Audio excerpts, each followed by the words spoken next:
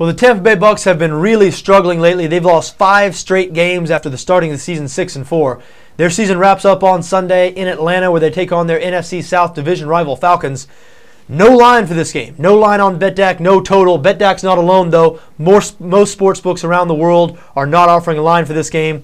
That's because Atlanta has nothing to play for. The Falcons have already locked up home field throughout the playoffs, so we don't know which Falcons we're going to see. What I mean by that, not metaphorically, we don't know how they're going to play. I mean, we literally don't know which Falcons we're going to see in uniform on the field on Sunday. Most coaches in spots like this, or some coaches, will rest their starters, keep them fresh for the playoffs.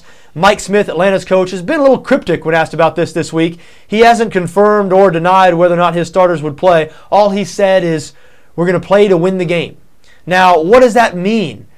I don't doubt that the players are going to be out on the field, are going to be trying to win the game, but Mike Smith did not say, we're going to be playing our regular players, our starters, and quite frankly, I'd be very, very surprised if guys like Matt Ryan and Roddy White are even in uniform for this game. I expect to see a bunch of backups for the Falcons, which is why, again, we have no line here because it's totally unpredictable. Now, BETDAQ is offering a money line market for this game.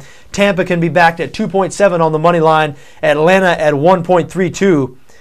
And by the way, assuming Atlanta does play backups, which, like I said, I think there's a high likelihood of that happening, maybe Tampa at 2.7, that might not be a bad bet, as long as the Bucs haven't given up for the season, and maybe they have. Remember, last year's Tampa Bay Bucs team was accused of quitting on then-coach Raheem Morris. The Bucs lost their final 10 games last season, 1-9 against the spread in those games. But Greg Schiano had seemingly turned things totally around in Tampa, but as we said, they've lost their last 5 games. In their last game, they were beaten handily at home by the St. Louis Rams. The week before last, their last road game, a 41-0 loss at the hands of the New Orleans Saints. So I certainly understand if you're not eager to back the Tampa Bay Bucs in this situation, but I would not feel comfortable backing Atlanta as a heavy money line favorite, considering we do not know how many of Atlanta's starters will be playing. And like I said, I do not expect guys like Matt Ryan, Roddy White, Julio Jones.